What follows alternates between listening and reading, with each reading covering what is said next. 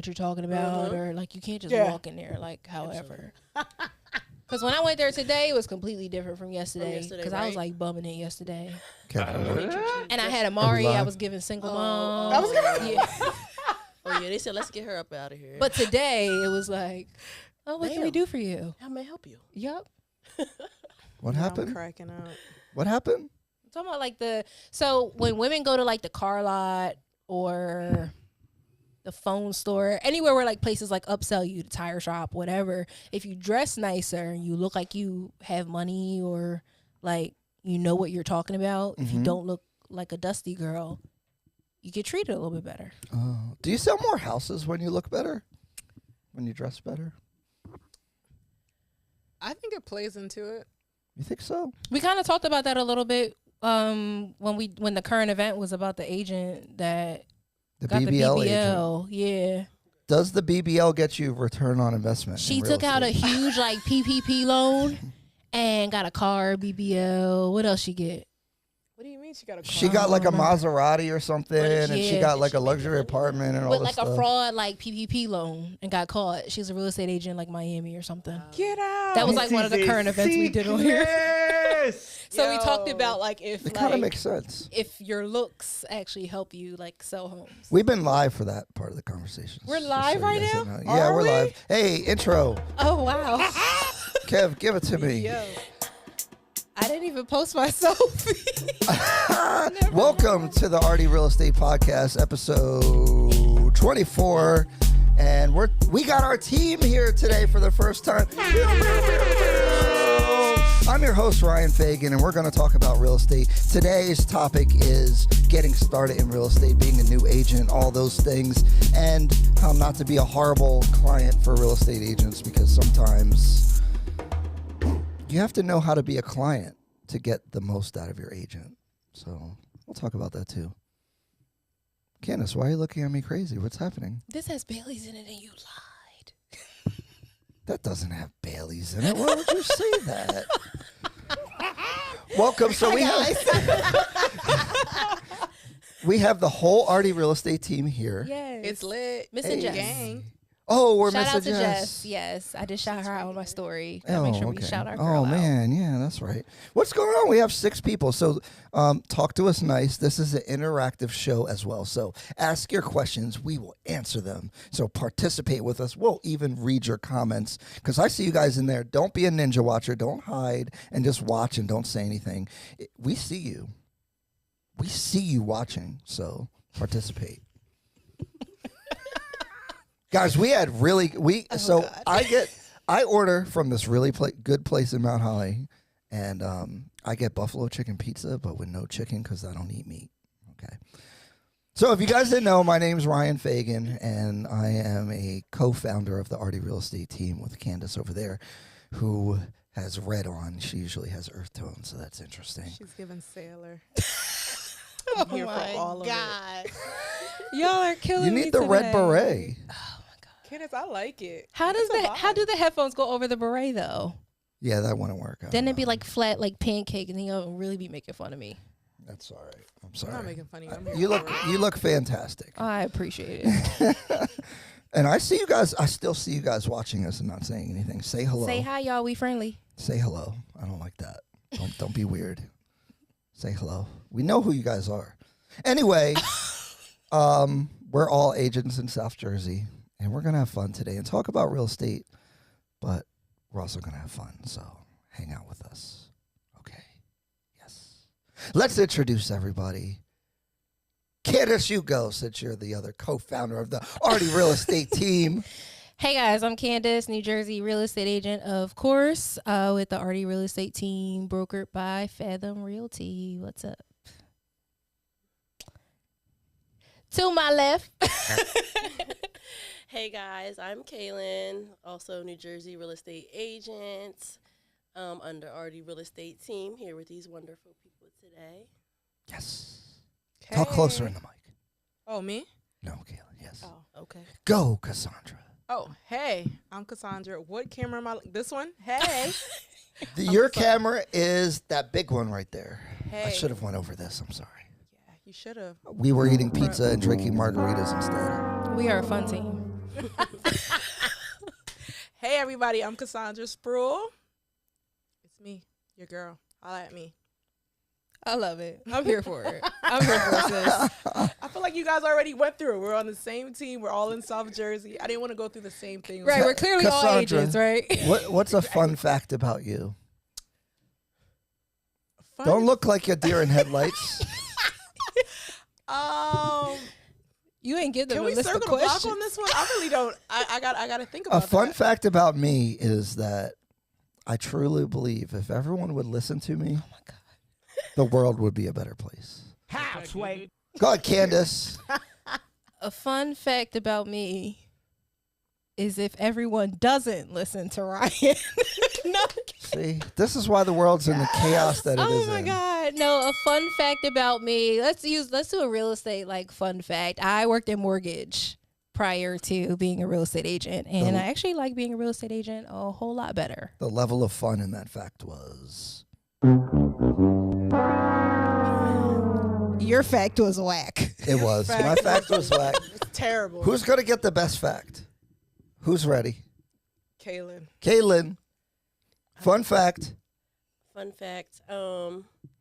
I've been an agent for less than a year, and this is my second brokerage. We can talk about that That's later. a good one. That's a good thing to talk about. It wasn't that fun, but that was a good point. Also, Ryan, Yes. I can't hear you guys. Oh, see, those headphones are having an issue. I don't know. Can you guys hear me though? Yeah, we hear Yeah. Yeah. Are we doing a real estate fun fact? you. No. Any fun fact?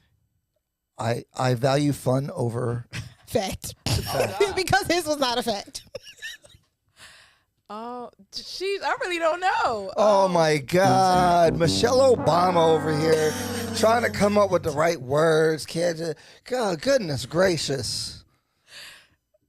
Oh wait, we still on. I thought we were moving on. Okay, fun fact. Sheesh. I don't know. I like tequila. Reposado, Añejo, or Blanco? I like reposado. Okay. Thank you. That's Ryan's favorite fact. I do prefer tequila.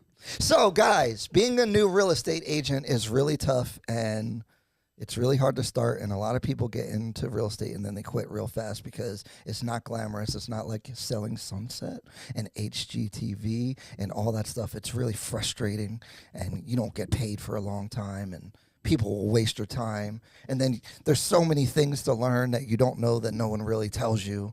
And then you find out like the day before closing that you didn't do something, and then you're like, oh no. Emotional, damn. That was a good one, Kev.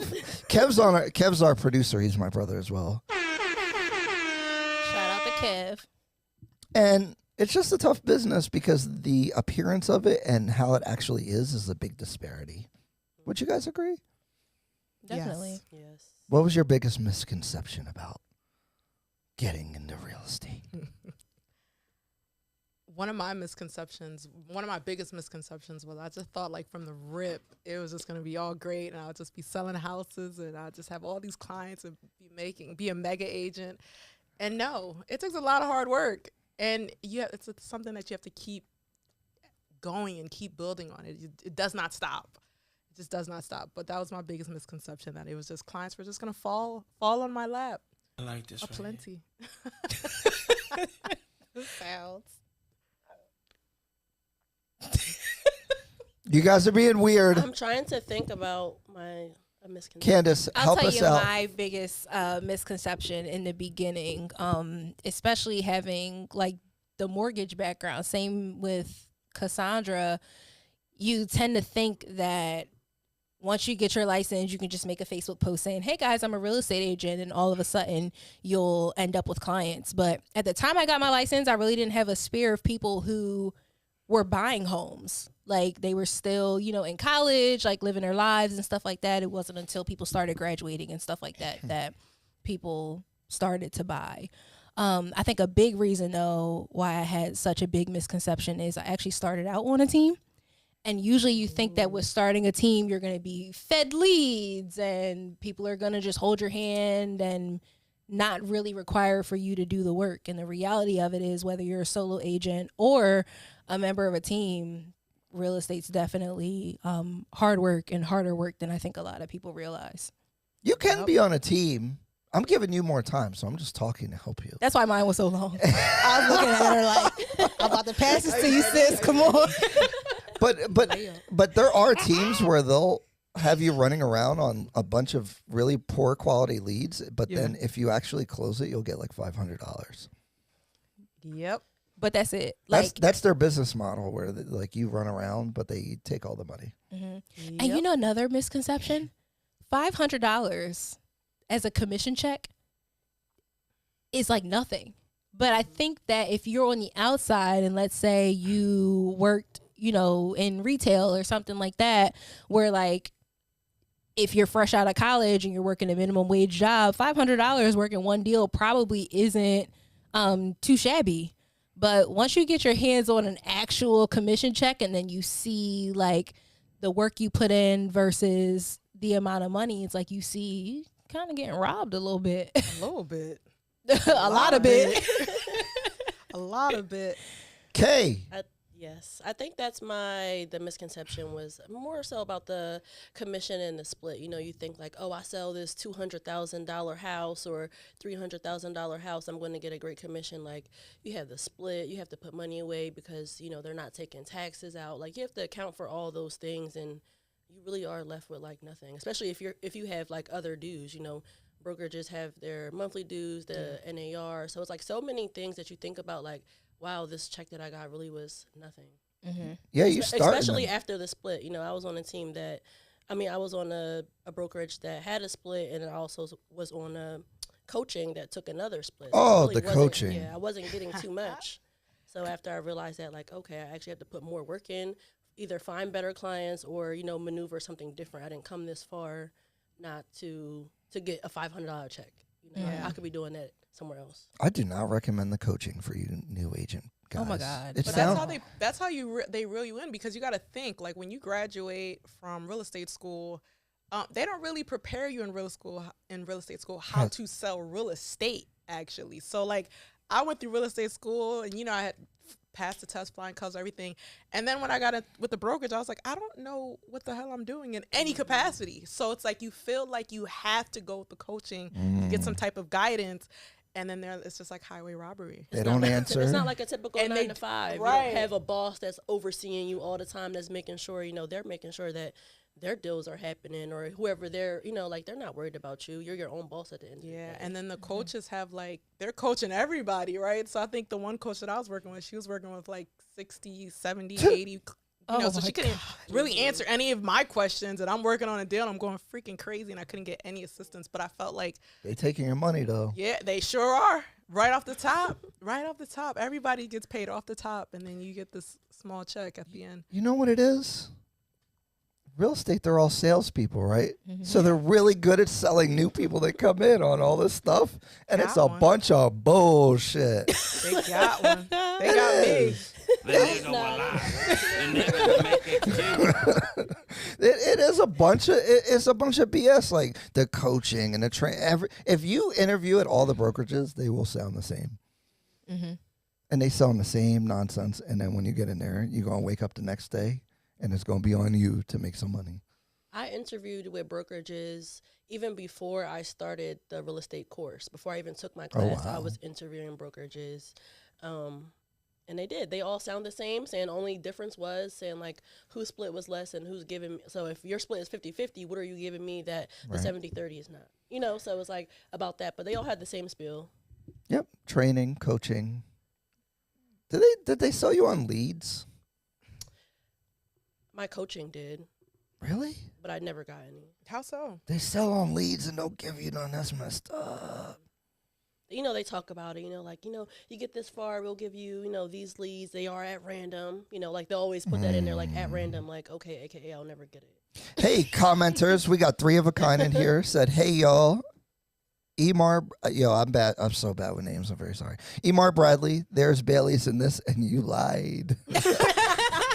Blizz Gotti, I'm here for the gems. Oh my Tina gosh. Kata, hi everyone. Hi, Drew Thompson Tina. said, Hey, hey. Blizz Gotti. What's up, Drew? Drew. We miss you, Drew. I Drew got know. COVID, so we figured we'd switch up the panel today. Give him a couple weeks off. Mm-hmm. He's still working though. He done sent me a couple pre-approvals. Okay. I'm proud of him. Mm-hmm. I like this right. What do you think the general public's biggest misconception about real estate agents is? Can I just tell y'all how good I am at this? Because I didn't do no prep for this show, and I got the best questions. Like, I prepped them, but those come off the top of my head. I just got to tell you that. He just lied and said he prepped us. I think No, I said I did no prep, but look at these engaging questions I have. I think one of the You know, biggest. you got to be proud of me. We are so proud of you. All right, thanks, guys. Tell him y'all proud of him. We are proud of you, Ryan. Ryan, thanks. we're proud of you. I tell you guys I'm proud of you guys all the time. Every day. We appreciate Every that day so for no much. reason. But no one telling me they proud of me. Proud I'm of you, upset. Ryan. Oh, Ryan, man. you're the man. Hmm. Proud of you. Thank you. Y'all see this enabling right now? Candace hate that I be gassing Ryan like this, y'all. She hates it. Because he And Ryan just eat it up. I'm always the encourager. Who gonna encourage the That's right. encourager? That's right. I'm here for you, Thank Ryan. you. Got you. Man. Y'all make me sick. My boy, Candace. Man, when's Men's History Month or something? I need Men's All right, Ryan, stop Appreciation it. Month. Ryan, bring it back. Ryan Appreciation Day. The Rein team it is going to in. have Ryan Appreciation Right. Day. Golly. We're going to all wear shirts with Ryan's face on it. Oh no, don't! I need a new picture. Oh my God. My realtor picture is raggedy. Oh my God. What was Let's my talk about the question? public's perception Oh, yes, thank of real estate. For me, I think it's this whole HGTV selling sunset Ooh, yes. narrative where we walk into 3 homes and the buyer picks one and we walk away with a 5-figure check. Like, it's not that easy. And if I had a little bit more time to think about my misconception, it probably would have been like the expenses that go into being a real estate agent. What most people don't know is you put out so much before anything comes in. So when you're a real estate agent, like, you start out in the negatives, and if you're not ready for that, that alone, I think, is what discourages a lot of people, because you go through a time period where you're not selling anything. And then, as we know, you don't get paid anything until you close, which could take a couple months. So at the very least, you're going through a couple months where you're in the negatives. And if you're somebody who's really not in it for the long haul, I think it's really easy to quit, which is why what's the statistic, Ryan? Like over 80% or 85% of agents fail. Something like that. I don't know. Something like that. But a lot of them fail within the first year or the first 2 years or something like that is the statistic. But I think that's why. Agree. Hey. That's a good one. And I'm going to kind of expand on that, because a lot of people, you guys think there's a lack of, I guess you could say, client loyalty in a sense. So clients, sometimes you'll run around with them through different cities, different counties, showing them homes, and then they'll be quick to leave for whatever reason, or because you didn't answer your phone quick enough, or you didn't text quick enough, or whatever it is. And then they think okay, it's okay to move on in that capacity, where it's like, we do not get paid until we go to the closing table. So all that running around, all that background work that we're doing to get you guys ready to purchase this house or sell, it's like it's an effort, you know what I'm saying? So it's not like something you just sometimes clients kind of misinterpret that in a sense. And also, I have a lot of clients who have they'll go in whatever their budget is, and they go into these houses and they think they're going to get everything on this wish list of theirs. And sometimes that is the case, and a lot of times it's not. Or it's like, oh, I don't like the paint. You can change the paint. I don't like the floors. You can change the floors. You know what I'm saying? So there's sometimes it's the expectation of unless you're going in there with top dollar, you got to be a little pliable, or a little, be able to bend a little bit in that capacity to kind of get what you want. Because usually your first home isn't going to be your dream home. And that's kind of the misconception, because people see a lot of HGTV and think they can afford all these nice things, but it's a pretty penny. So it's be okay with know your budget and what's within it, and also know that things can be changed easily. So Especially when you're watching HGTV and it's a couple buying a $3 million house, and and the husband's like, I own a pet store, and the wife is like, I am self-employed and I sell paper clips, and our budget is $3 million. Right. And it has people thinking wow, I have this pre-approval letter for $80,000. I can't wait to buy my dream home. And I'm like, bro, we're in New Jersey. Yeah, right. So just It's not happening. No, but HGTV will make you, it will kind of put this image in your head. Like I think for me, before I was a real estate agent, I purchased my home, and I had an HGTV budget with in my mind, but not in reality. So like I had to dial that down a lot of it, and kind of just settle with the space, right? Or was it a good foundation for me to remodel and rebuild? But I went in there and my partner was like, we can't afford that. Like, bring it down to several notches. Hold up. Several. So that's something that I feel like that's one misconception too, because we get so used to seeing the glitz and glam, and it's nice, it's beautiful, but sometimes that's not our reality. You got to know what's in your budget, what you can afford, and then go from there. I think just being cognitive of like the space. Does the space work for you? Does it work for your family? Can you build from this? Is this a good foundation? And then going from there, of course, with all the the wants and the needs and things like that.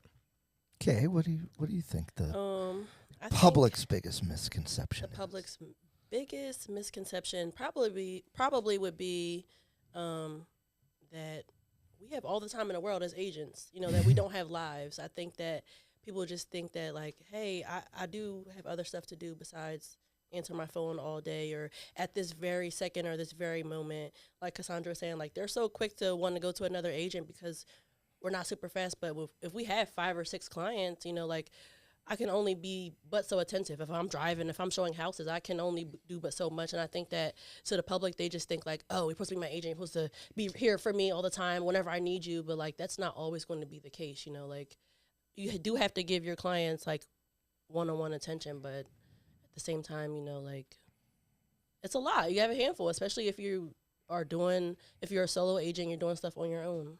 This is the benefit of a team, because if you go on, because when I was working by myself, what the heck do you do? How do you go on vacation when you got clients, you got stuff on a contract? you can't, or you can make no money for a month, because if you interrupt your sales cycle, you're going to lose money. And then if that's your only income, it's going to be a problem. Oh, God. Which I want to talk about that as far as like finances getting into the business. But we have some comments and questions, which I appreciate y'all. I keep asking y'all questions. Even if it's not relative to the topic, we'll still get to your questions anyway. That's we want to be able to do like more Q&A. So we appreciate y'all.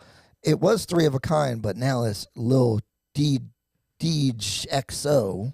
Said, Candace, where those boots from? Eye emoji. When I remember, I'm going to text you, girl. Blizz Gotti said, what are things a potential client should already have in place to make the home buying process convenient? The home buying process right now the game is effed up. I'm sorry. Like, even if you're in a really good situation, unless you have cash to buy the house, it's rough. Like the odds of getting any property is tough, because anything decent is going to have multiple offers on it. And even the stuff that's not decent is getting multiple offers. So you're having to bend over backwards to try to appeal to the seller and whatever motivates them. And this is where a good agent comes in, is figure out what the seller's motivation. It's not always money. It could be time, ease of transaction, what other things well, basically those are really the big ones, is like, do they want to sell the house fast or for the most money? And so you got to figure out that. What do you guys think? How do you make the home buying process more convenient? I just think by being as thorough as possible. Like you said, in this market, it's not much, but just being as honest and open with your client. Like one of my clients, was texting me like, oh, wow, this house is under contract already. We're supposed to see it tomorrow. And I'm like, yes. And it's going to continue to be that way. So if there's something that you want to see, we need to hop on it, because if not, you're going to miss out. That's the biggest thing. Know what you want. Know exactly what you want. And when you find it, you need to know that it's time to do what it takes to get the house. Yeah, be ready to be prepared. Be ready to jump on it. And I think one of my clients is struggling with that now, because she thinks she has time, and not in this market. If you guys are, if you're interested in something, you have to hop on it quick, because there's multiple offers, because there's not a lot of inventory to begin with, like because there's a competition. Like there is no let me sit on it, let me wait a couple of days. This is not that market for that. Like if you are prepared, you have your pre-approval and you're ready to go, and you're actively looking, then be ready to put an offer in if you find something that's suitable for your needs. Mm-hmm. And I ask some of my buyer clients all the time, like, are you matching the same level of urgency that you have for me? Right. If you're Ooh. texting me at 11 o'clock at night, Right. or you send me a house 9 a.m. and you want to see it that same day, make sure you have that same sense of urgency if we see the home and you like it and I'm asking you about an offer. Yeah. Because the way the market is moving, just like how I had to jump up and show you a home the same day you sent it to me, I now have the expectation that you are going to be ready to present an offer with that same level of urgency that you hit me up with 9 a.m. this morning. Right. I think it's a two-way street when it comes to clients, and of course the professionalism and all of that, because to be honest, guys, when y'all hit us up and it's the middle of the night and all of that, my clients that work overnight, I understand it completely, but there's a very small percentage of them where I know, like, all right, I need to put them on Do Not Disturb because I know that they're a night owl. They're up when I'm asleep and then the other way around. So you're going to be messaging me and sending me homes at 2 o'clock in the morning because that's your lunch break. Right. But as for the rest of you guys, I mean, make sure you're matching that same level of urgency that you're requiring from your agent. And I think that's like the bare minimum, like, respect and professionalism that you can give your professionals. Oh, goodness gracious. And you said something to Cassandra. I know. I'm sorry, guys. Well, I have to have my phone on so I can play my sounds. But I think an overlooked point is knowing what you want, because I feel like people think they know what they want, but they don't. And I try to explain to people, and this applies to almost any business or anything that you're trying to do. Customers kind of don't know what they want. And so you have to be able to like read between the lines and understand and like filter or like translate what they're saying into what actually it is. And actually, I think that's a skill as an agent, is to hear what they're saying and translate it into the house.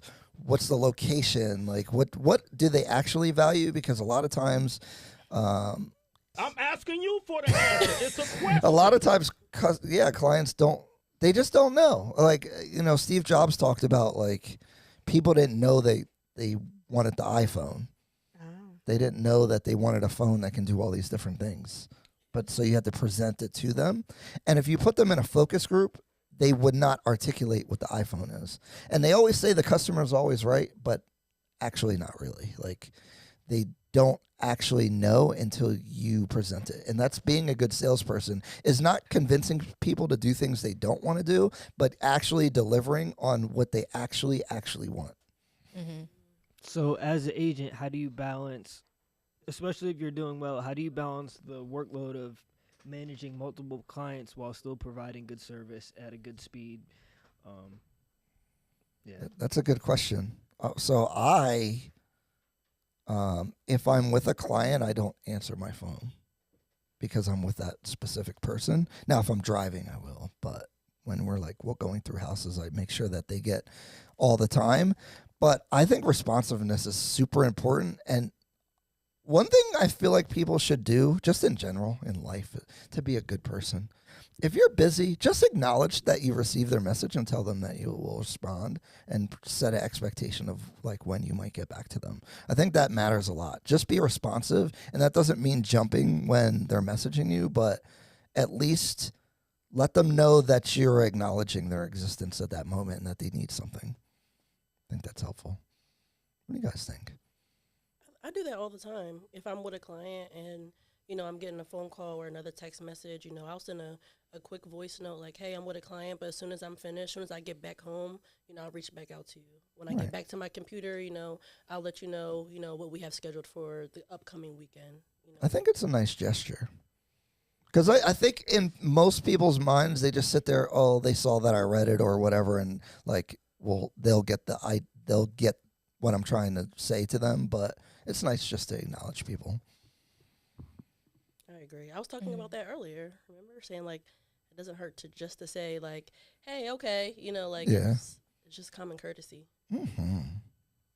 I think that gets people a long way when you can just be honest and open and just Yeah, just be a person. Yeah. Like They respect that, like, okay. So, and then the next time, like, oh, I know you might be busy or be with other people. Now they are aware. Right. Especially, but the big problem is if you don't get back to them when you said you were, now you're losing trust. Because I think in these client relationships, trust is so important, which actually, I was thinking about this earlier when one of you guys was talking, was that building trust is super important because you have to take time to understand the client and, again, understand what they want. And part of understanding what they want is them feeling comfortable to tell you personal things, because they're kids. Like, maybe one needs more space than the other. Like, they have to feel comfortable telling you things that are like unique to their relationship or whatever's going on, so that you can find them something that makes the most sense. And that requires trust. And then, of course, being just personable, because once you build that relationship where it's like, okay, I'm a real estate agent and I'm your professional, you know, rendering this service for you. But once you build that relationship, it's like, okay, I'm a real estate agent, but I'm a person too. And I think that that's like super important and makes people, you know, feel more comfortable. And then when it comes time for these offers that we have to submit and all of that, sometimes we have to have these difficult conversations because clients don't feel comfortable, you know, presenting strong offers, or they don't understand why you're trying to make them offer above the asking price. If you've established that trust and you guys already have that relationship, they're already going to know, okay, Candace isn't trying to be the salesperson that's just trying to make me buy this house for the highest price possible. She's doing this because she really wants me to get this property. And I think it takes some time, and that's kind of something we were talking about earlier. Sometimes our clients, unfortunately, have to miss out on a couple homes in order to understand where we're coming from. But it's all part of that trust building. If I can kind of prove you wrong the first couple of times, then you'll begin to see like, okay, well, Candace was right, because she told me not to offer under the asking price, and I lost. So maybe next time I'll trust her this time. And that actually happened with one of my clients today. We submitted an offer. She took my advice, and we submitted an offer. And it was the first offer that she actually took my advice, and it was the first offer she got accepted.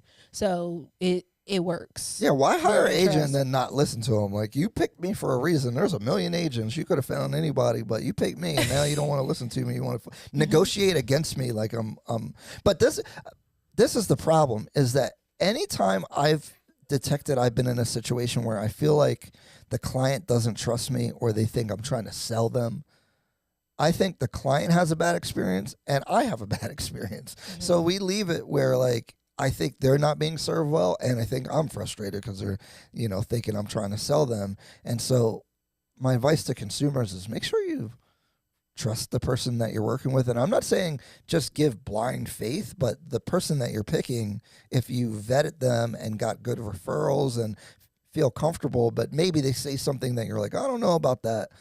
Real estate is not common sense. And especially in this dynamic situation, you're going to hear advice that's contradictory to advice that maybe you would have heard 3 or 4 years ago, because the market's different.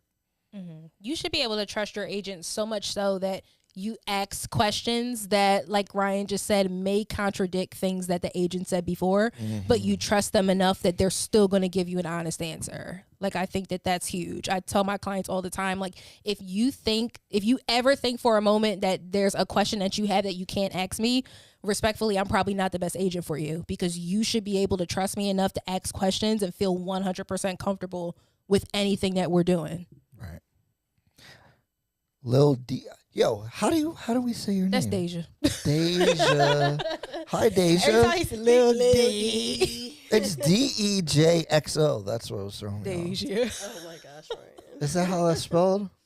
No, you know XO, like that. Like hugs and kisses. Yeah. XOXO. Oh, he thought the XO was like the part of the name. He was Wow. going to try to pronounce it. I feel shame. You should. You should. I'm sorry. I'm You sorry, can't make Deja. this shit up. He thinks that everybody's username is like their name given at birth. Yo, I'm weird. I always use my name for everything. I On was the looking for a internet. new Instagram name, and I asked him, I'm like, I should just use my full name, right? He's like, yeah. Like, as if to say, like, well, why wouldn't you? I'm like, why can't I be Candace the Realtor? Like, I don't know. Candace XOXO. Yeah, Oh why my not? God. That was me before I was a realtor. I have a Hey, look, secret XOXO. reason. Like K Will, XOXO. I was something like Candy XO. Not Candy XO. Candy. I was. It's giving. Oh, stop. It's giving giving- stripper vibes. It's definitely. I went from a sailor to a stripper. Sailor to I mean, a stripper to a stripper. sailor. I think I'm making progress here. No, Oh my god. I think I'm making progress in the world. They- I'm a sailor now. Lil Deja, hugs and kisses. Just say Deja. Little Deja. As a new agent, how do you stay organized when handling multiple clients? Well, first of all, if you have multiple clients as a new agent, you are winning. You're killing it. Can we talk about her first year? Wait, we can answer the question. Yeah, though. answer the question first for Deja. Lil Deja XO, hugs and kisses. Using your calendar. Yes, ma'am. That's Using huge. your calendar, setting deadlines. Write things down. Yeah. Use a computer or a paper. Get an assistant, somebody that you could trust. Whoa that- there. Whoa there. That's rich people talk right there. That can help Wait, you. as a new agent is the question? Yeah, as a new agent. As a if new you have agent, a- you are not getting an assistant. I mean, if somebody wants to do that, pro If you got a bono. friend that believes in you. Yeah. Yeah. If they trust you and they know that you're going to come up saying, like, yeah, I'm going to do this for you. A friend? We're going to be big. Yes. It ain't a friend. A friend or a lover? Ain't no friend love you that much to be your assistant. I'm with Ryan on this one. I You don't are know. so low. You got to tread those waters alone. But I'm going to disagree. Really? I feel like I have a lot of support saying, like, besides my relationship, saying, like, my friends, my sphere, they look out for me. If I need something, they're going to do it for me. Okay, I have so many things in my head That to was say, beautiful. but was. What, I don't know. Ryan? I don't know if we're going but there. you, So but I'm the just, thing is, it's not that you don't have the support. It's that will any of them be willing to be your assistant for like throughout your? If I say, hey, I as your- need you to come this weekend and Who? Your best friend? record for me or do something, like, they're going to do that. your best friend. My friend ain't There's a coming select- to there's a record. select- Well, they might. 3 or 4. So Really? I'm not saying it's a You have lot 3 or of 4 people. Yeah, I know people that would do stuff for me. Man, you got Because some I would ride do or it dies. for them. I know people who would do stuff for me as well, but I don't think it would be consistent. Like the whole first year, I just need you to rock out with me, at doing my appointments. Making sure I'm on task with everything. Just being an assistant. I don't think I would have that for a whole year. I feel like One people in person general consistently. gotta see it to believe it. It's like people just generally don't believe in the vision until the vision actually starts looking like something. And then 'Cause at that everybody point, got it's a not vision. even a vision no more. Yeah, it's Too like, many visions out here. right. It's stand on the corner, help me pass out these mixtapes. That's how you come off. That's how you come off when you're a new agent. Like, here, help me pass out these flyers from our open house. Like,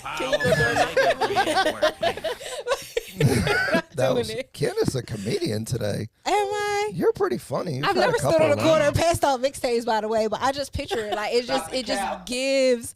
I've never passed out mixtapes. That is ghetto. Don't we have Spotify for that? You burn CDs and pass them out. Wait, stop! I Oh love me my a good God. mixtape, by the way. No, that's beautiful.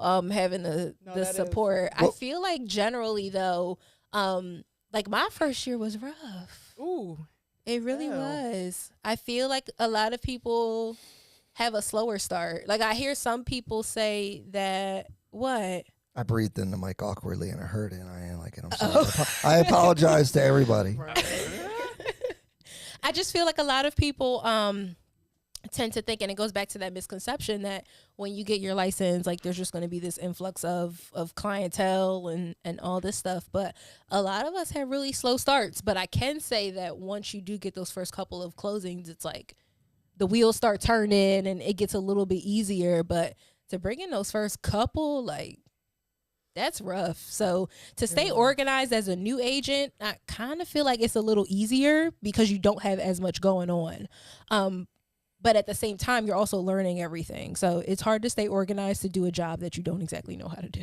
I feel like, what you said, it's easier to build a foundation because you don't have too much on your plate. Right. So like if you get that routine down, or you get this down, like, okay, so I know when my clientele increases that I can be doing the same thing. Mm-hmm.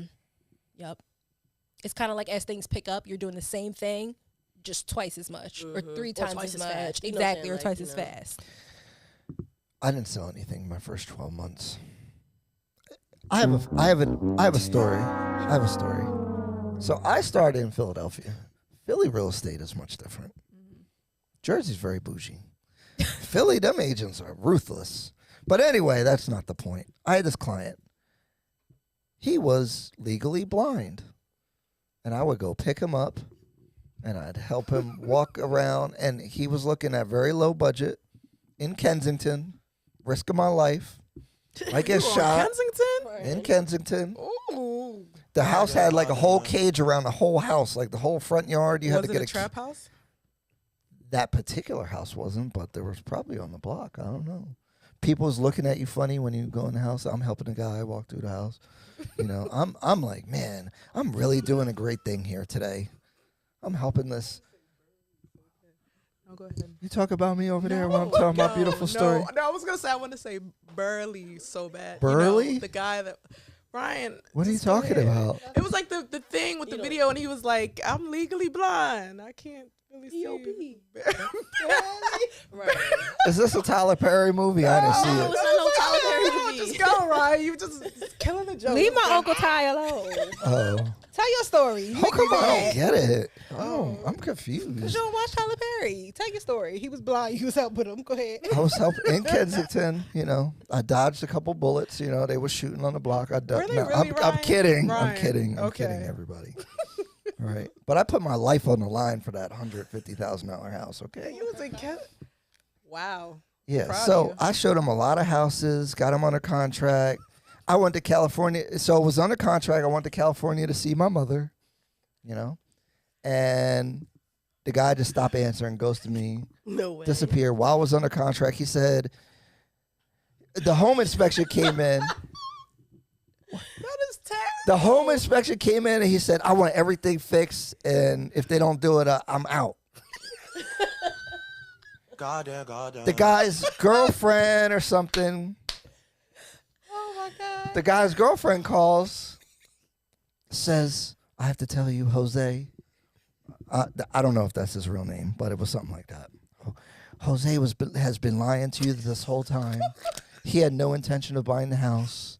He found another agent and is under contract with another property. This is a sickness. Emotional damage. That's my first transaction. I was so excited. How did you feel when you got that call, Ryan? You had any therapy? It was so weird. I didn't know. And then my broker was like, we could go after him, but you probably won't get nothing, so it's up to you. And I'm like, look, I'm the kind of person, if something bad happens, I just think about what I could have done better. So I was like, dang, what did I do wrong? Like, I helped him go through houses. We had to read him the whole contract. We had to have a person there to sign it. And this is before like DocuSign and all that stuff. So we had to like meet at the office and have him sign everything. And I did a lot of work. And he just screwed me over. He did. And, Ryan. I think, you know what it was? For a couple of days, I was like, dang, I suck at this. Like, what was I? Because I internalized everything. Yeah, you had to. I'm like, where did I go wrong? Emotional damage. So from that point forward, what did you do differently to make sure you didn't run into that issue? You know what? I don't get jaded. I keep a true heart. I keep helping people no matter their situation. So you didn't do like no extra vetting or anything? I mean, how would I? I didn't see any red flags. Even today, I'm like, other than him acting funny later on, like it was abrupt. It was like, it was like a Tinder date that just ghosted you. Not Tinder. I feel like you did everything right. It's just like sometimes they will just absolutely waste your time. I mean, that was a big time waste. I held that man's hand going through doors because he couldn't see. Yeah, guys, this is a true story. I'm not even playing. Mine is dodging the bullets. I didn't dodge no bullets, but it was Kensington. But so you were on Kensington. it was in Kensington. Damn. So Right, you were a damn good realtor at that point. does that make me good or bad? I that think makes I was you bad. like empathy. That was very empathetic. Of You know, I'm always criticized for being heartless, Yeah. but I have a big heart. Your dog got up and said, I'm sorry, "That's I'm a laughing lie." at you. Candace is not making this any better, by the way. What? Why are you guys laughing at this? I Like, have isn't real that funny? tears. Like, I'm trying to keep it One, together. Ryan, I was not expecting that story, but honestly, I could see how that has shaped you to like where you are now. Wait, what's your perception? That you had to struggle to get where you were. What is this? What is happening here?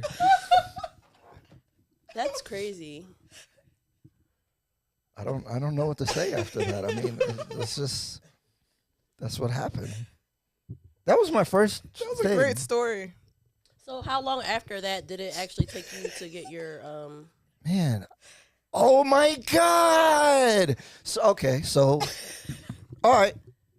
New agent. So you have to grind as a new agent, okay? And the thing that they made me do at that brokerage was do an open house every Sunday.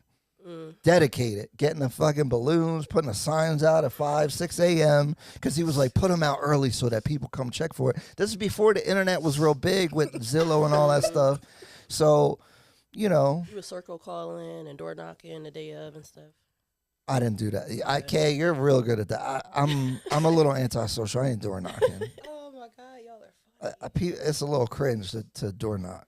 I should though. That's actually a good tip, guys. You should do that. But When I did the open house, so many people that I knocked on their door was like, "Hey, remember me? You knocked on the door." they love that. Yeah, Yeah. it is a good tip. I just wanted to come and check it out. They weren't even interested. They just wanted to come and see the house. but though. but see, you should get them in and Chime. I told my friend, You know, need I to told get my their friend. info. I, Get them to sign up something. This was Get a long something. time Get ago, some but, info you know, from them. Going forward, I will. Yeah, because then you can follow up. But anyway, my first deal. I think this is the first one that I got. So I was doing all them open houses basically whenever the weather was decent to do an open house. Like Right. the wintertime I didn't do it. So I probably did it like 8-10 months. Spent a lot of money on balloons. But I met this cat lady. And this is Northeast Philly, you know. Oh, And God. she was so nice and she loved me so much. I don't know why. Like after she left the open house, she gave me a hug. Aw, maybe she liked you. She had cat hair on her. Maybe she really liked you, Ryan. She was older.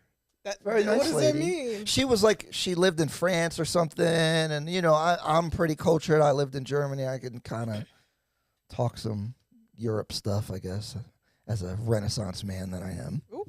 Oh, God. And, Oh, God. and she called me like 6 months later.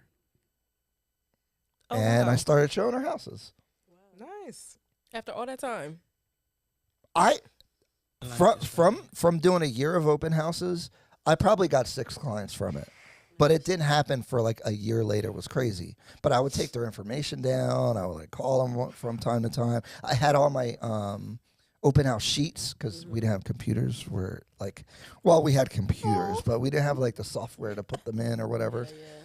So I had to write them all down. Sometimes they scribble them, so then you didn't have their number and you lost it. You're like, dang, because every person that comes in there is a potential client at some point. So I followed up with the people. I got probably 6 transactions from that, and Well, that's how I got started. How long ago was that? It sounds like Many years ago. prehistoric a little Yeah, bit. it was many No years ago. computers and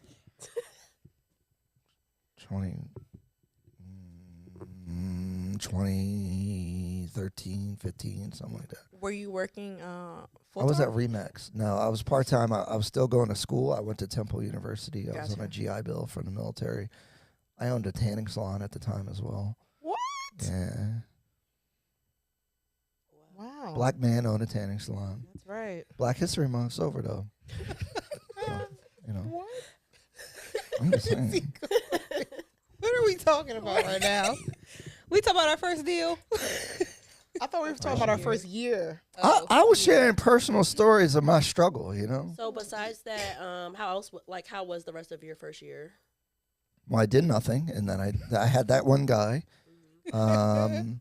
My second year, I started rolling though. Like it's an investment. All those open houses feel like you're wasting your time. I've done some where no one came, but then sometimes you get 10 people to come. So, and then out of those 10 people, maybe one of those people I ended up closing. You know, so that investment early on paid off.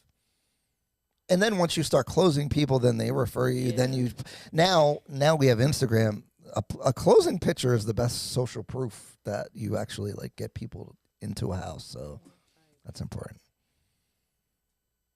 Yeah. That's huge. I think the biggest takeaway here was definitely like the follow up, because I think a lot of times we as agents, especially like newer agents too, when people reach out to us and they're not ready just yet, we're real quick to just kind of like write them off, or maybe we'll say like, okay, well, I'll reach out to you. You said you're not ready to buy for like another 2 years, so I'll hit you up next year. And then the year comes by and you don't hit them up, but then you see a Facebook post where they just bought their first house with another agent. Oh, brutal. So it's Savage. brutal, but the accountability piece is, where was the follow-up in between the time that they initially reached out to you when they said that they weren't ready, and then that year that went by when turns out they somehow made themselves ready. That's how I feel in your neighborhood when listings pop up that you don't have. That's like, you're not doing good. Like, your neighbors should know that you're an agent, and they should think that you're good at your job and should use you since you live nearby and you know the area. Back to door knocking and all that stuff. But the follow-up is really big. Like, especially now, though, like, times are a little different because people are really, I think we're actually, you guys keep turning off the chime notifications for everybody, but I think that it's okay to follow up with people, and we're scared to be annoying, but I don't think like contacting people and following up and calling someone from time to time is a bad thing. But I feel like everyone's programmed now that like it's annoying, you know?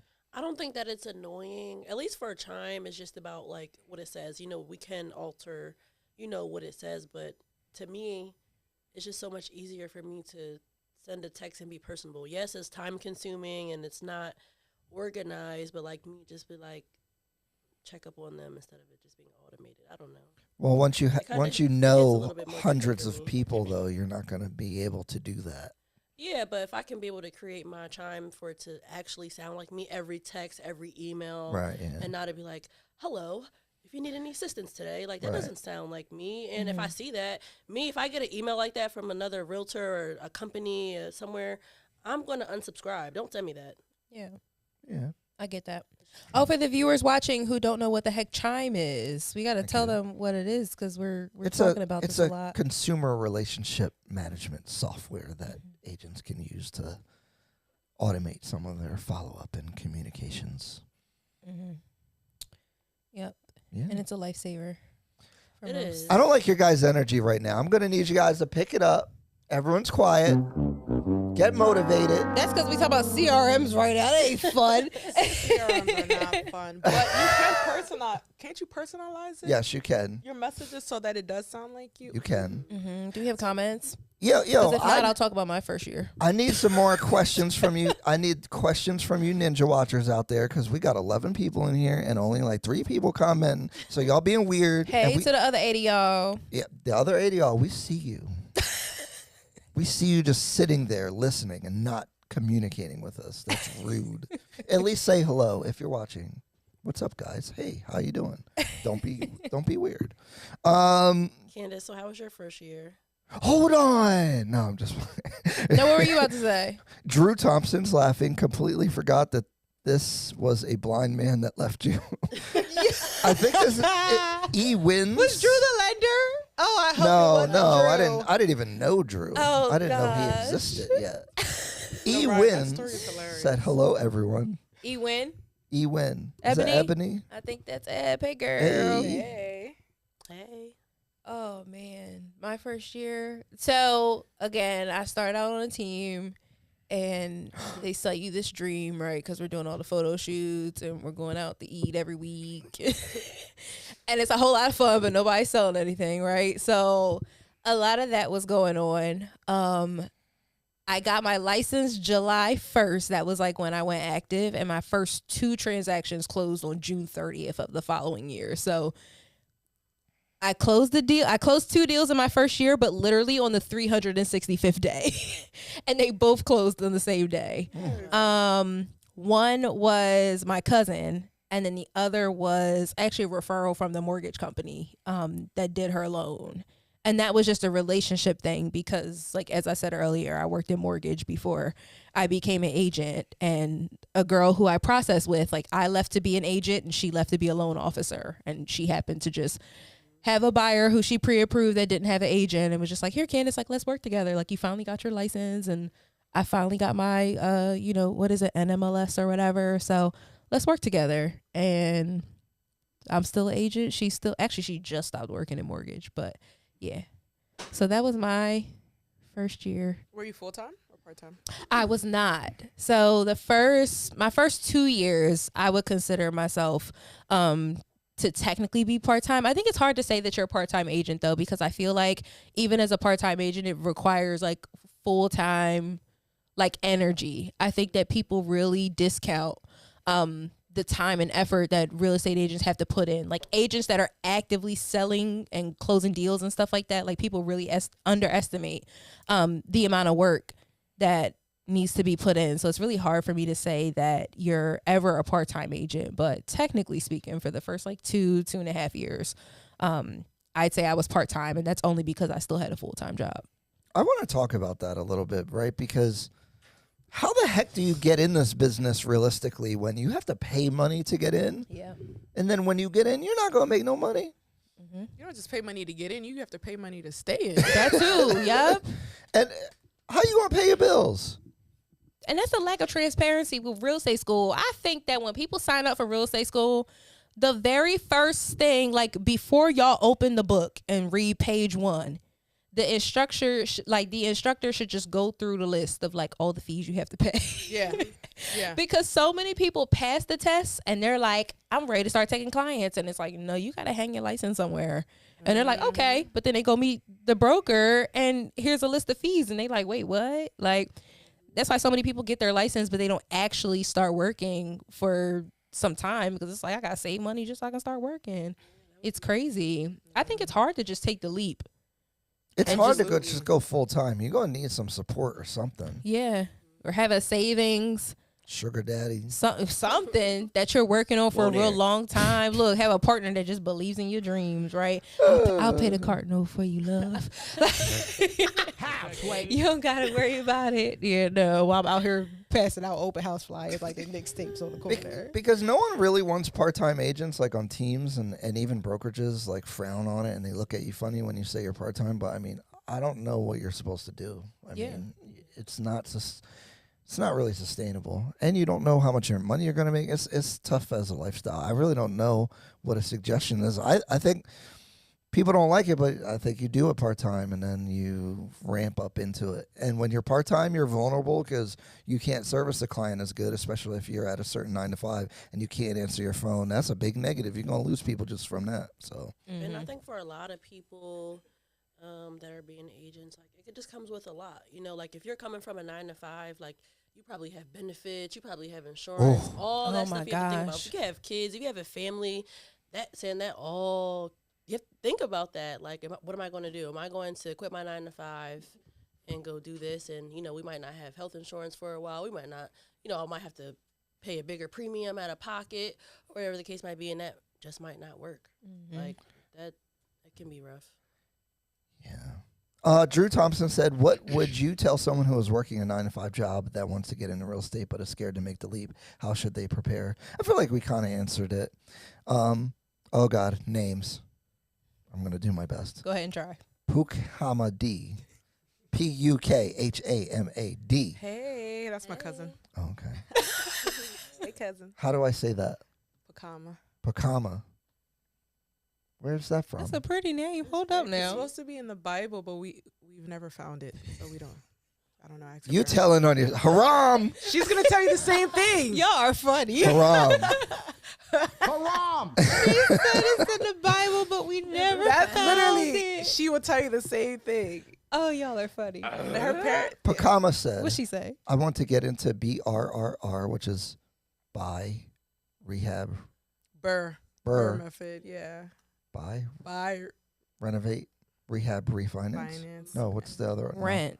Rent, refinance, yeah. Mhm. Finance. I've done some of those actually, but I don't know the acronym. See, I don't know. What are 3 steps you recommend to get started and close on a deal this year? honestly, this is my area of expertise. I was about so to I've say done that's you a and couple Kay. births, yeah.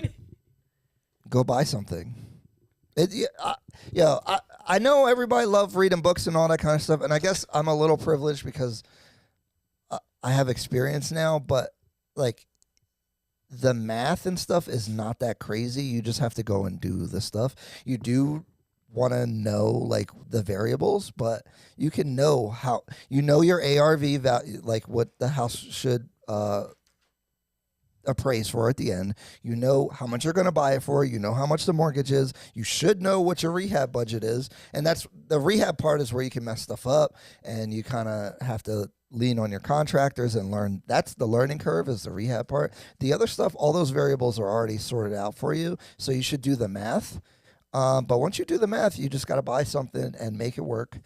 And you're going to stumble through the rehab part probably, but there's no way to figure that stuff out until you do it. Like obviously, if you have someone to ask questions, it's better. But at the end of the day, you really just have to do it. So just do it. And I think something to help with that stumbling is something that I actually heard Ryan tell Kay, I think it was, with one of her investor clients, is when it comes to those budgets, it's really hard for you to estimate. So something that he said he does is kind of like navigating worst case scenario. Exactly, with using those worst case scenario numbers where you might estimate that something's going to cost you, let's say $50,000, but that's worst case scenario. So if you're able to do it in 30, it's still a good deal. It's actually a better deal because now you've spent a lot less than you originally thought that you were. That's why we've pulled back on our investments because the prices have gone up and the issue is that the margin's getting lower. So it's harder to use that worst case scenario and still have a competitive offer. Mm-hmm. But I never want to reach on my offer if it's outside. I have a spreadsheet. So if you want the spreadsheet, send me a message on IG or my description. My IG is in the description of the video and I'll send you what I use as a worksheet for Burr and flips. But if it doesn't meet a certain ROI requirement based on the financing and everything, I just don't do it. But like what Candace was saying, like electrical is $10K for a new electrical. So like, do you know if the electricals are working or not? If it's working and you don't think you're going to have to fix anything, then you don't have to add the $10K. But if you start having to do stuff with electrical, add $10K in there into the budget, and that'll keep you safe. When you start like trying to make the deal work on paper when you're not sure, that's when you lose money. But on Burrs, you're kind of protected. You might lose cash, but your property should definitely cash flow. So eventually you'll get back into profitability. Kay, do you have anything? Because Kay works with investors. She got investors buying up everything. Yes. No, you kind of hit it on the head, Ryan. Oh, thank you. On my live last week, somebody was asking, like, do you think that because prices are higher, that it's still even worth like investing in rental property? So you guys correct me if I'm wrong, since you guys are, in this space a lot more often than I am. But the answer I gave was, I feel like if the numbers make sense, it can still be beneficial because even though prices are slightly higher, I mean, rent is more expensive now too. So it's kind of like the numbers are kind of just sliding. Yeah. Everything's increasing, but is the margin still roughly, I don't want to say the same, but. Yeah, the funny thing, I always tell people, it doesn't matter what you spend, just look at the ROI. So if I spend $1 million and I get $1 million and I make $5,000 off of it and I get my $1 million back, why wouldn't I do it? Right. It really doesn't matter what it costs as long as you're getting your money back. What I've noticed, like, for example, one of my rental properties, I paid $176,000 for it. Today it's worth $265,000, and the tenant moved out, and I thought the rent when I said it originally was crazy. It was $1,850, and it's a 2-bedroom house. I have it listed right now for $2,300. So this is the benefit of inflation and all that stuff. And the earlier you get in the game, the better off you're going to do. Because historically, if you look at house prices and rent, they only really go up. So the best time to start is now. Mm-hmm. And especially because I mean, the prices are getting so out of control. Like, they're going to get out of reach where you're not going to even be able to buy anything. Like, if you live in certain markets, if you live in New York, you literally can't own anything unless you're a millionaire at this point. In New York City, in certain markets. San Francisco, same thing. My friend was just in Hawaii. You can't touch anything unless it's like the worst part of the island. Otherwise, it's like 1.2 up to $2 million for the basic house. Like this size house right here, $2 million. So that's going to happen everywhere eventually. Like, it's just going to get out of reach for everybody. So you got to take the leap. And I know you don't know what you don't know. You don't know what you don't know. Yeah. So, but you got to get started. And even for the first-time home buyers, like, it's a conversation that I'm having all the time. Like, do what you can with what you have right now. All of this, I'm going to wait another year so that my credit score can go from a 720 to a 740. It's like, no, because you're going to pay more. And those extra 20 points to your credit score isn't going to help you in the way that you think it is. So do what you can with what you have, and it'll be worth it in the end. Ebony Wynn, when it comes to appraisals, are they necessary for all homes bought? You're getting a mortgage. Go ahead, Ryan. Yeah, if you're getting a mortgage, you have to get an appraisal, and the lender will not give above what the house appraises for. So if you have it under contract for, say, $200,000 and it appraises for $190,000, you either have to pay the difference in cash or renegotiate the price or some combination of those two things.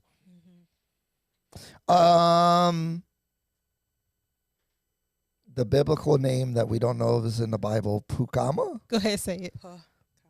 Pukama, I'm sorry. You I'm can sorry. close it. I swear to God, I don't do that on purpose. You're making progress. Oh my God, who was that chocolate queen in tan on the 2-seater? Is she single? Heart eyes. Ebony Wynn said, do loaners look at evictions? What do you mean loaners? Is that renter? Landlords? A lender? Mortgage company. Do they look at evictions? Oh God, I should know that. I don't know if they do. They don't? The lenders I have worked with said that think it does not matter. Bankruptcy, yes. Mm-hmm. But Bankruptcy, not yes. eviction. The only time I've personally run into evictions, like back when I was processing, is when the situation, the file needed a verification of rent, which is similar to like a verification of employment.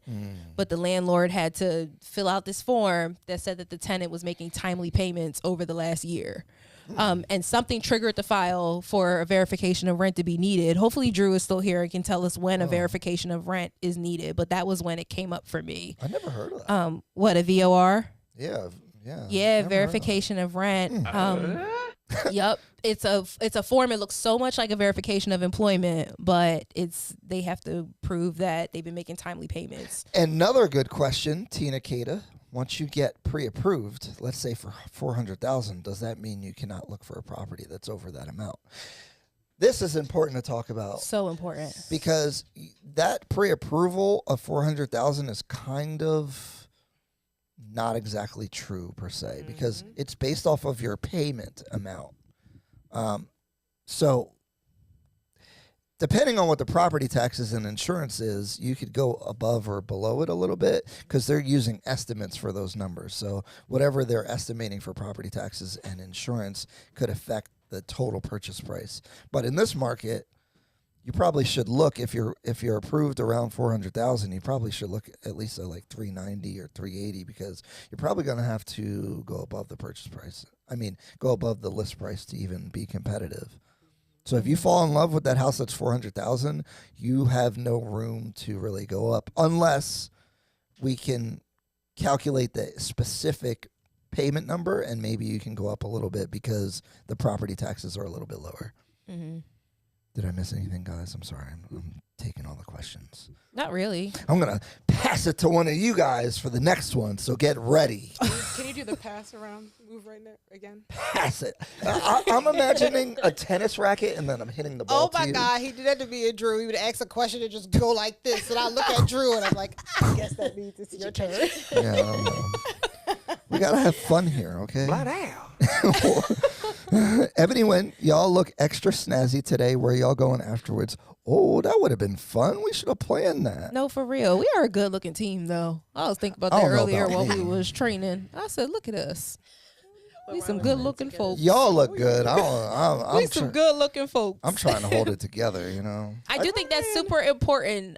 Just to circle back on the pre-approval thing is like, think of it like a sliding scale. And for like lenders that are watching, please tell the agents the property taxes associated with that pre-approval letter. I can't stand when I get a letter and it doesn't include the property taxes, because now I got to go back and ask you the property taxes.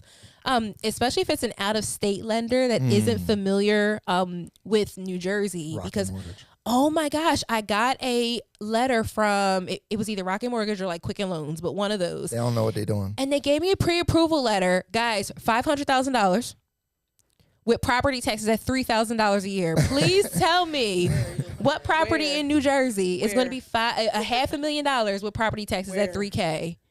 Yeah, because guys, it's using basically your debt to income ratio is the thing that's being looked at, and so like $100 a month can result in a decrease of $5,000 on the purchase price because of how the payment translate. Yeah, it's probably more than that because of the interest rate. So it's even more sensitive right now.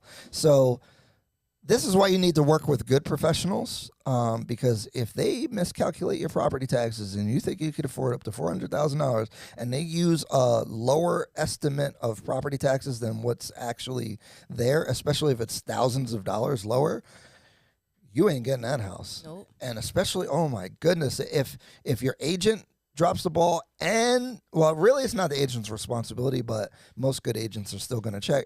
But really, if your lender drops the ball and misleads you, and say you get into the under contract, you put a deposit down, then you get a home inspection, and then God forbid it's on septic and well, you could spend $1,200 on inspecting this house, and you ain't nowhere near being able to afford that house, even though they told you were, because they give you the purchase price. But actually, I've been telling you people to figure out what their monthly payment max is rather than the purchase price, because if you go over the bridge from Jersey to Philly, the property taxes generally are lower, so you can actually afford a higher purchase price even though you have the same amount of money. So yeah, that's good. And that, see, real estate is not common sense, because you would think if they approve you for 400, you could buy 400. It's not true. yeah. Tina Kata, that's why I'm not even looking to purchase in New York, because the prices for decent homes are ridiculous. And North Jersey. North Jersey is crazy too. People are getting priced out of their communities. I mean, this is why guys, own real estate. Like, I promise, just own something. And we just saw that on Keeping Current Matters, right? People who own properties have $200,000 more in net worth than renters. Yep. That's crazy. Your post said something like 40 times or something 40 like times. that. Land, Yeah. even buy land. Anything. Own something. Just something. Because it protects you from inflation, all this crazy stuff going on. As the world gets crazier and rich people get richer, you'll be like part of that. That's why you should own stocks too. If you can't own property, buy some like blue chip stocks. Like I'm not talking penny stocks. I'm saying like Amazon, Google, like Tesla, like things that you know are going to exist into the future. I think that's a good thing. I'm not a financial advisor. Don't sue me. Sorry. Drew Thompson, if it shows up as a judgment, there you go. for rent. So if you have a judgment, you're going to have to pay it, but it won't preclude you. You'll just have to pay the judgment. I'm going to start doing that when I evict people. I'm going to pay the attorney and get a judgment just to fuck y'all. City boy! City boy! Because you can't, as a landlord, it's like you can't really collect the back rent. They'll mess your house up and they just get evicted, and you'd have to get a judgment, but you'll never get the money. But you will get the money if they're trying to buy a house, because you'll have that judgment sitting there. That's a good point. I'm coming after you. Look, all the landlords are like, Yeah, I'm coming after all y'all. Look, I can't wait. No, I'm kidding. I have a really fun topic after we do these questions. We still have. Whoa there. Have you guys seen The Perfect Match? Is that the one with Nick Lachey? Oh, God. He's on Yes. all them goofy. I was about to say, they things. all him and his. Is that his wife? I think that's his wife. Yeah, Him and his I wife. think that is his wife. Oh, yeah. That's Colony and Ann Sophie are on there. Who's that? I love, like, the black real estate shows, y'all. They're on Selling Tampa. And And Sophie's from Selling Tampa. Wait, there's two Selling Tampa agents on there? Yeah. So In Colony. Mm-hmm. Is she on there yet? I can't watch that show. I can't. She's on watch there it. yet, I but can't watch Aunt it. Sophie's on Stay there. on the panel. So like, we're in this new world of like social influencer, real estate, like be cool, and it kind of goes back to our fun topic last time about the Miami agent that we were talking about before you guys knew we were live. But like, do you think that works as an agent? Like just being a socialite? Do you think you could live off of that? Being social? Being a All right. So I guess I always tell people, oh man, it's controversial. I don't think a lot of these agents are actually good sometimes. They just know people. I was just about to say that. Because I've been in negotiations. I'm like, they're bird brain, but they got mad sales. So, like, some agents is just popularity. I don't know. I don't know where I'm going with this. Do you guys get what I'm going? Like, should you just like focus all your time on being cool? I think What do you being think? knowledgeable is very important. Do you really? I do. You think it's? I don't know. I mean, I I feel like you should be think- knowledgeable and look good. We need But- Kev. Yeah, we need. I They're think not in catching what I'm putting in. 2023 that attention is the most valuable thing you could provide because anybody can have the knowledge or whatever, but if nobody can see what you're doing, then it doesn't really matter. It kind of goes So back yeah, to if you have unlimited attention of people in your area, you're gonna probably get more business than someone who has a smaller portion of that, but is better at the trade Right. or selling or whatever. So That's why here at the Ardhi Real Estate Team, we just try to do that with integrity. We try to inform, educate, and entertain clients so that we can build our personal brands, but also help our clients. Oh my God. Would you guys go on a reality show? Absolutely not. What kind of like not a dating one. Would you want to go on a Definitely dating go Not one? a dating one, but if No. they said like if we were contacted by producers that said, "Hey, I want to do a reality show about the Ardhi Real Estate Team," it's like, why not? It would just be Yeah. us. Hold and on, our hold on. lives Let me and make a better why scenario not? here. Oh, okay. What if you could go on a dating show on the Netflix special as a No. real estate agent, right? But you would get into luxury real estate and you would do $20 million a year in sales, guaranteed. Would you go on the dating show? Tell the truth, damn How it. long I gotta stay? Can I just go on the first episode where you meet everybody? No, you gotta drink a drink and probably throw one across the table. You like have that? to be interesting. Oh, I don't think it's hard to be interesting. You have to have a fake fling or something. Oh, Whoa there. You got to I at don't know least about like act like you in the game. What'd you do? What you go on? that. Mm-mm. I'm leaning towards no, honestly. Stop the cap. I was gonna say that. You already got the cool glasses on. I know. Just fix it real quick. Look. What's the worst that can happen? Why is a dating show like a negative? Do you look bad? Are you toxic? Is that why? Am I toxic? I Would you be wouldn't say I'm toxic on there? Stop the cap. Don't start, Kevin. Would you? The real question is, would you, Ryan? Rye too boring. He wouldn't be a fun character. Dang. Coming straight from your little brother. Burn. I'd be a bad guy. Ryan, He'd be like the might guy be interesting Shake. because he's toxic. Did you guys see? Oh my gosh, be is Shake. it Love Is Blind? Oh God! Is it Love Is Blind Which one? with the guy Shake? I didn't Did y'all watch Love Is Blind? know. Oh my gosh! I mean, if I'm not attracted to the person, it's not gonna work. I'm not even just talking about that. I'm just talking about his whole perspective on it. He didn't want to be on the show. He just didn't like the girl. He He tried. He wanted the clout of being on the show. He was just like, "This is why I'm here." Like, Yeah, but did you think that backfires? yeah, kind of. Because the one Only couple for that got guys. married, the one couple that got married ended up getting a divorce recently. Like, What our favorite couple? No, not Lauren. And Oh God! no, they're it- gonna be married until they're the Beyonce and Jay-Z of these love okay. shows. I'm talking about what's her name, Ayana and Jermaine. Oh What's yeah, his name? yeah, Jared. yeah. That was never hurts gonna me work. so bad that y'all don't know these people. Yeah. I know. Oh, we can't talk about this anymore. Yeah. I know. We go back to talk about Aunt Sophie in college. Yeah. Oh man, you guys are not cultured. You don't watch dating shows. The No. Netflix shows. Mm-mm. Oh my gosh. No. Well, wait. So you guys would not go on a dating reality show and be moderately fun, Stop the cap. engaging, interesting Mm-mm. to get a nice real estate business going? No. How, Sway? I don't know, man. Is it that bad? I think you guys are lying. I wouldn't. I think it can be bad for your image. And I think that depending on like your level of integrity and just how you want, like the level of respect that you want or how you want to be perceived. Like there was a reality show in Atlanta and Kiana Watson like left mid-season. Yeah. Just like She was on it? Yeah, she was on What it. was she on? By the time the reunion came where they was all arguing was and stuff, out. she's like, I don't want no parts. Like, get You me could out of definitely, this. you could definitely go on the show for one season, make it interesting, and then once you get off, rebrand your image, When and you everyone s- will forget all about it, and you'll have a bunch of deals, and you'll be. Right Do you have to look When crazy? you say make it interesting, what do you mean? Usually gonna have these to date shows involve somebody. like kissing and doing all the extra stuff. Like, no. You're going to have to like have a love interest or something. I'm not interested. Man.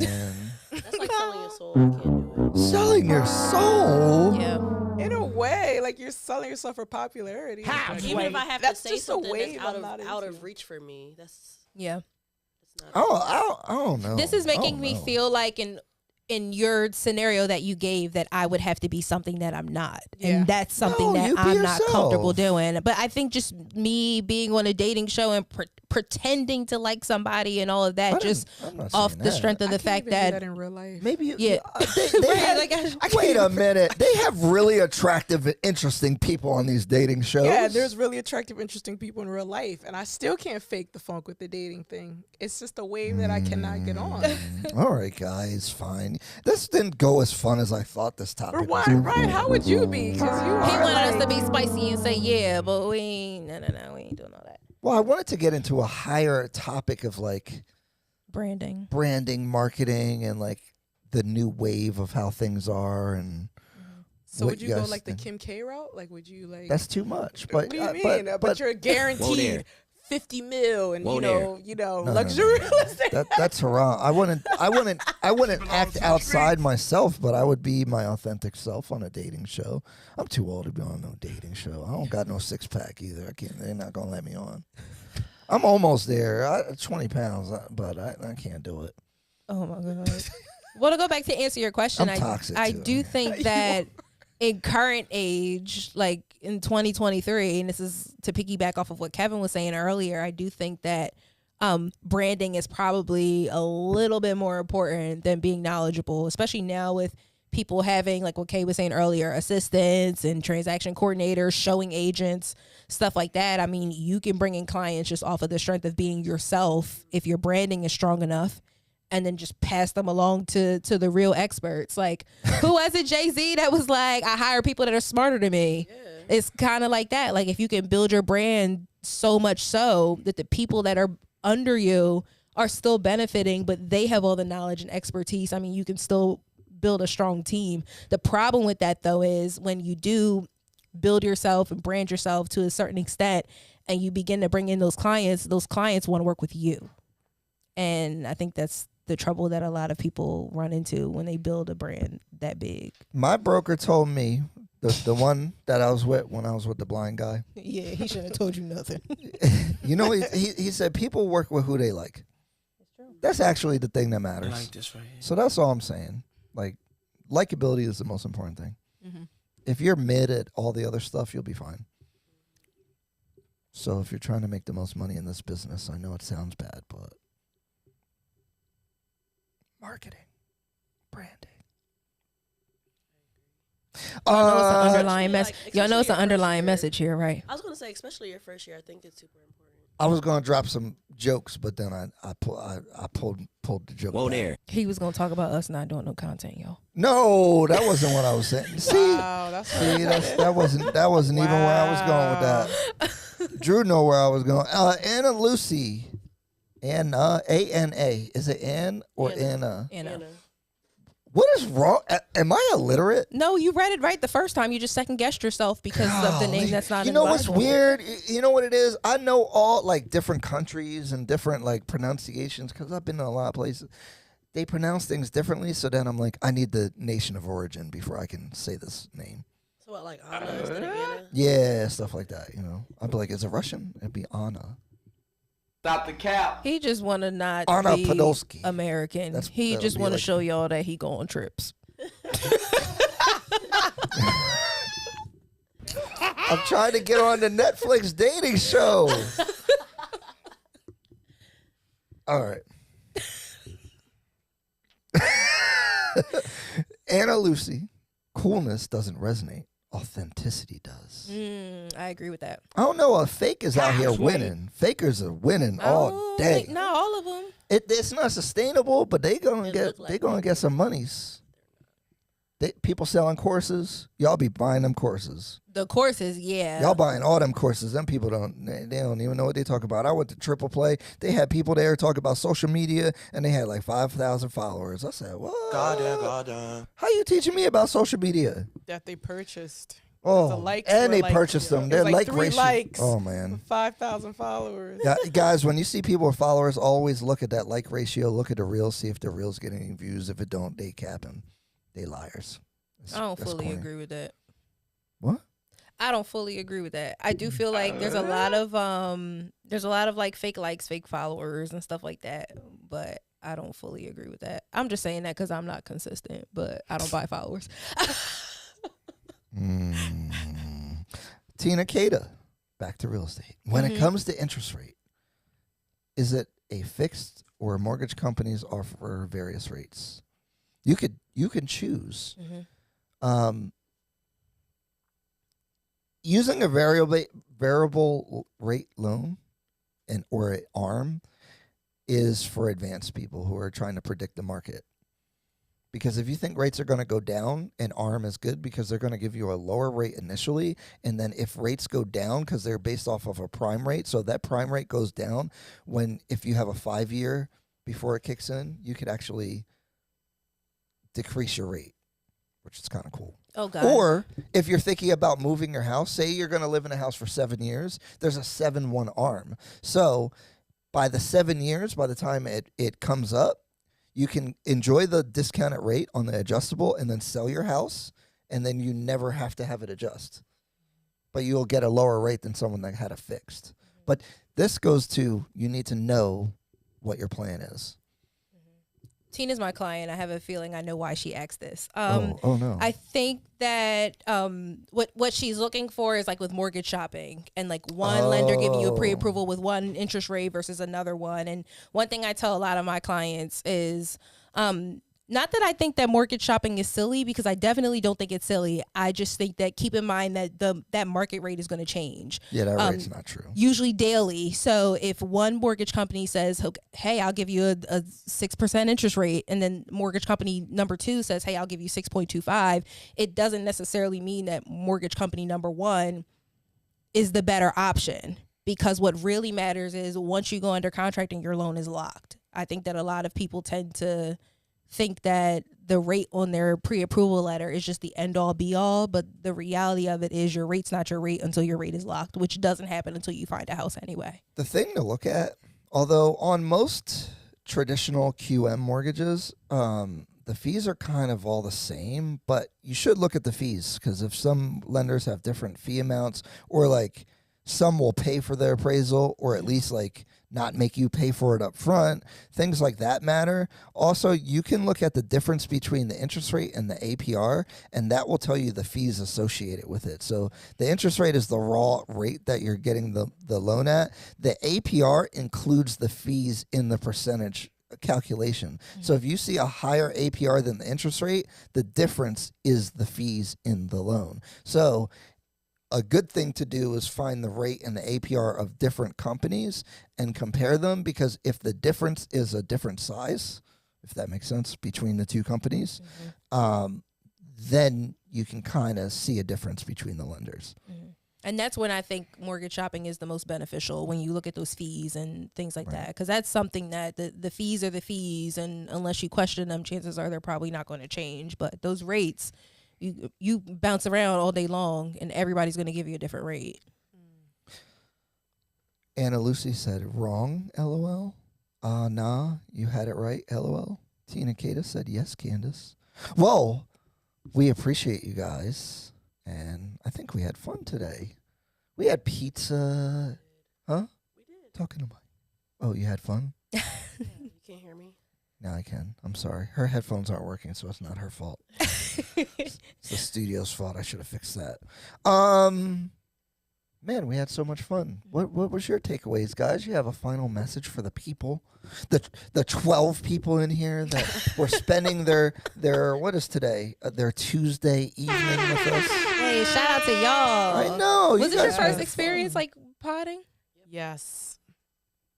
Content queens. Well, Ryan, Let's go. Me and Cassandra never spoke about our first year experience. Let's talk about it. I didn't know if I actually that was in my head. I didn't know if you wanted to talk about it yet, so I was like, I'm gonna shield them from the. What do you want to share? Because Cassandra said no.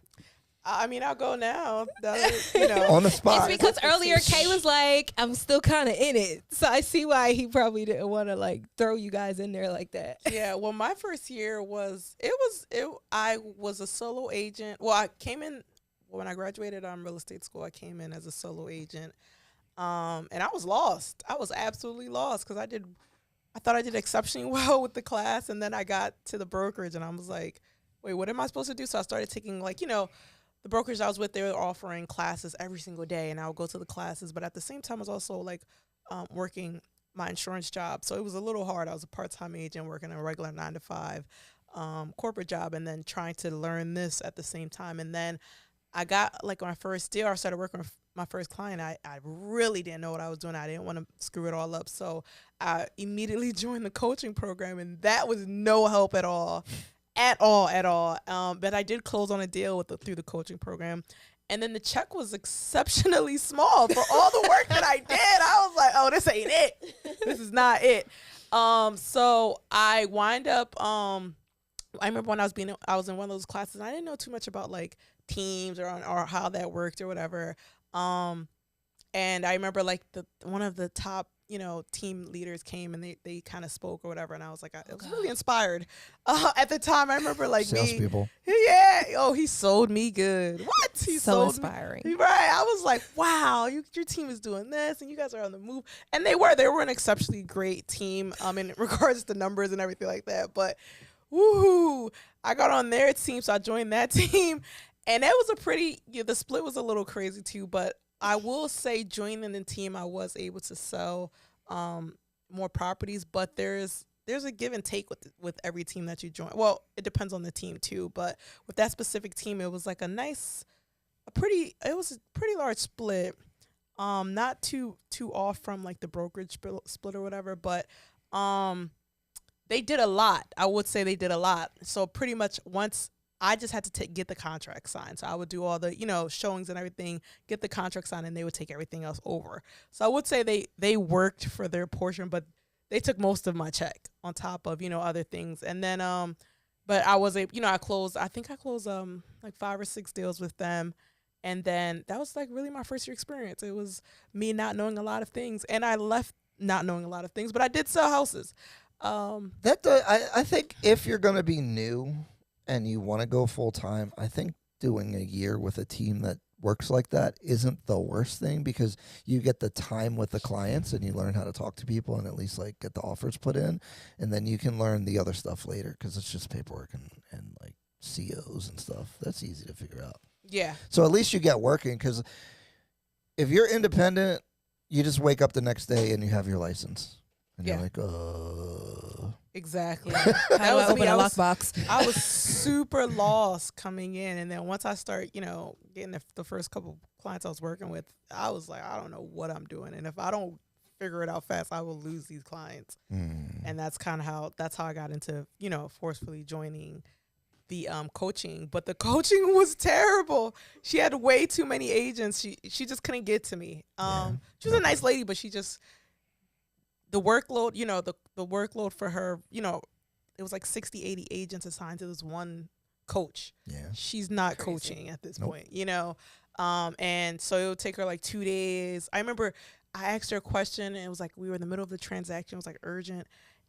First 6 hours she didn't respond. Next day she didn't respond. The next day I'm like sending emails, and then I'm like I'm so desperate at this point. I reached out to the broker, and he wasn't much help either. He kind of just redirected me back to her, and I'm like, this is just not working. And I remember just kind of like I was scared. I didn't really like know what to ask or who to ask. I didn't know anybody really. And I remember just being a little nervous to ask someone for help, because I'm like, why would they want to help me? But there were some good people. I just asked an agent. He kind of like guided me. Well, he did help me, but then he was trying to recruit me on his team. And I was like, no. But I guess there's no such thing as a free lunch. But that's how that went. But yeah, that was my first year in a nutshell. My first year, still kind of in it, I guess, to be transparent. I got my license in February of 2022. Sorry. I got my license in February 2022, and I didn't really start practicing until May. And like we were talking about before, it was really the fees that was associated with it. They should say that from the beginning, but they don't. So I started, and I guess I was at a brokerage where there was a lot of top producers. I'm going to say that. It was a lot of people that had been in the game for a long time that actually do numbers. And I was able to soak it up because I'm not a person that's going to like just sit back. So I want to see what you're doing. I want to pick your brain, and I'm going to say I'm going to be at the office early. And I think that they saw my passion, my drive. So I was able to be around a lot of different agents. And I seen a lot of different work ethics and what I wanted to do, what I didn't want to do. Again, being a solo agent, I was on the coaching. They did not give me any leads. So everything I closed was on my own. It was a good experience, though. Oh, that's good. Yeah, I feel like Wait, why'd you leave? the split. It was too much. I feel like I didn't come this far to get a They don't do a mediocre lot check. to take so much money, right? It's crazy. Yeah, and like Cassandra was saying, like, they pretty much did after you did the contract. I did all of that and saying, like, so they were still taking their cut and I was still doing all the work. Right. Yeah. And it was only like I might call it a question like, oh, is this right? Yes. Great. Right. Now you get your whole cut, Yeah. because you answered yes. Like it really wasn't beneficial to me, but I will say that all the people that I was around, they definitely helped me. That's good. It was good. I don't have any complaints. I think I came in at a good time. Like This time is crazy. Real estate is way different as an agent. This is I not do- normal. Like the stuff Yeah. that's happening right now, I'm like, what the heck is going on? at first I thought it was going to be scary because I did, in May, that's kind of like when the market was kind of starting to shift again. So I was like, okay, so what's going on? I heard people talking about what was happening before, open houses were lined up. There were 20, 40 offers, but I never got to experience that. So by the time I started, it kind of was, It's still crazy. yeah, I would say it was still crazy, but I just never got to experience all of that. But Before 2020, you could like negotiate. Yeah. Like you could like offer Under the asking price. under asking. That was normal. And you could show 3-4 houses, put an offer. It's probably going to get accepted. You're going to Yeah. like go back and forth. It's going to get accepted. It's not like that anymore. Like you just have to go beg and plead with the listing agent now. It's a whole different dynamic. Maybe when things change, you'll be like, wow, this is crazy. It's so much better now. yeah, maybe I'll have, time to reflect more, like you said, when it does change. But like right now, I feel like I hopped in at a great time. You know what I'm saying? There's a lot of business. I felt discouraged in the beginning because, my passion really is to help first-time home buyers and people that are renters become homeowners. But like now the way the market is, a lot of those first-time home buyers are getting knocked out. So I kind of like had to shift a little bit and just be a little bit more patient because those people that might have been ready a couple years ago, they're not a non-factor right now. So like just being patient and just keeping them current about what's happening and making sure, you know, like that's a part of me adding them to Chime and keeping them current. Like maybe they are looking at houses and maybe they just got married and income has changed and now they can afford, you know, like just keeping up like that. But to sum up, I feel like my first year is going well.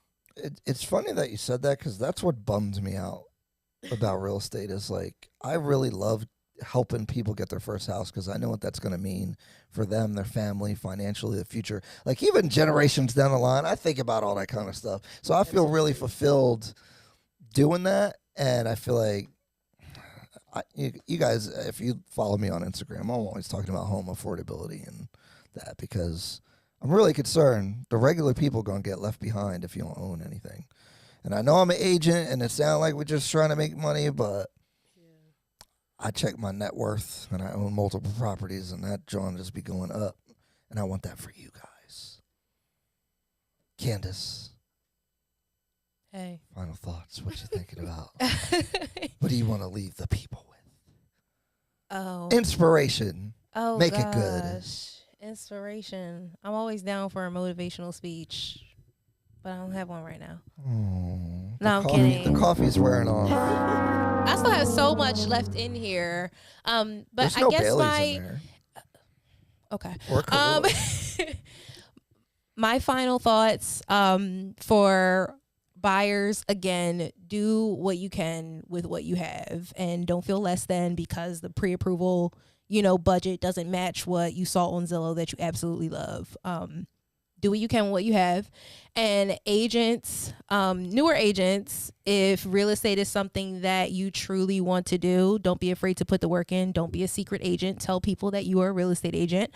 And don't be afraid to do the work that other people don't want to do, because that's going to be the difference between the deals that you close and the deals that they close, because there's a lot of busy work and a lot of work that will make you feel like in the end it's not going to turn into anything, but it actually does. So big. Find your thing, and whatever that thing is, whether it's like what I do, I go live on Instagram every single week and have done so for over a year. But if it's door knocking, if it's cold calling, if it's open houses, like what Ryan was doing when he first started, find whatever that thing is that you don't mind doing and double down on it and just trust the process. And eventually, as long as you're, doing all the things and following up and really working your business like a business, it's going to turn around for you. Everything does work if you are consistent with it. Mm-hmm. But it doesn't work until you're consistent. Right. Which means you have to do it for a while. And you're going to get no results for a while, usually. Ardhi Real Estate Podcast. Appreciate you guys. Thanks for hanging out with us. Gang, gang. Oh, wait. I don't know what's happening, but I always add my own sound effects to the